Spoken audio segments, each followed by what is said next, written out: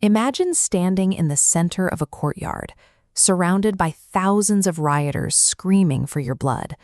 Dust fills the air. Garments are being ripped to shreds in pure, unadulterated rage. The crowd wants you dead, right now. And directly behind you, the situation is actually worse. This encounter by navigating an impossible crossfire, using his background and his legal status to dismantle the threats against him through 3 tactical shifts in his defense. The defense begins with his choice of language. Paul speaks to the crowd in the Hebrew tongue, likely Aramaic. By bypassing the Greek of the Roman occupiers and using their own cultural language, he instantly commands respect and forces the hostile crowd to listen.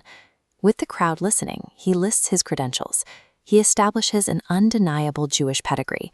Born in Tarsus, but strictly trained right here in Jerusalem under Gamaliel, one of the most revered rabbis of the era.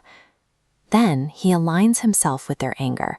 Paul reminds them that he used to be a ruthless, officially sanctioned persecutor who hunted down followers of this new way, locking up both men and women. He possessed the exact same violent zeal they are feeling right now. This framing forces the mob to recognize his standing as an elite cultural authority rather than a rogue threat.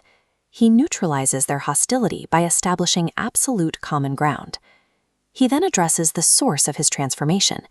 As he walked a major trade route to Damascus, a blinding light from heaven struck him down at high noon. He recounts hearing the voice of Jesus and losing his sight. But he carefully emphasizes what happened next.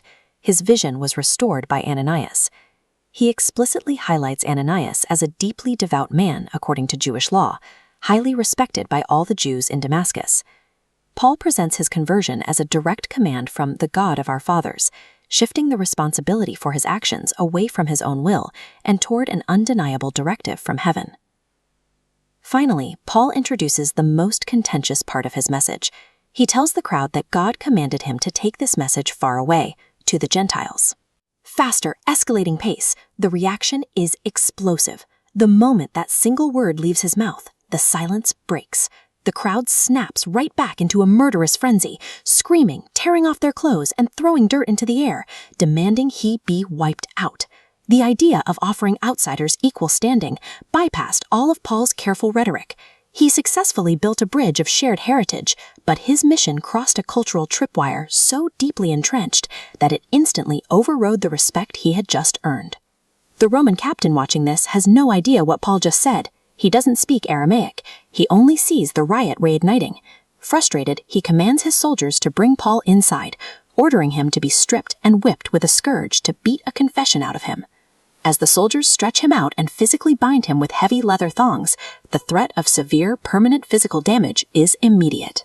Yet, Paul remains calm and prepares his final defensive move. He looks up at the centurion standing by and asks a quiet, devastating legal question. Is it lawful for you to scourge a man that is a Roman and uncondemned? This diagram shows exactly why the centurion froze. In the ancient world, Roman citizenship sat at the very top of the legal hierarchy. It was a status that granted absolute rights to a fair trial and strictly forbade physical punishment without a formal conviction. The centurion immediately warns his commanding officer. The chief captain rushes down, suddenly terrified.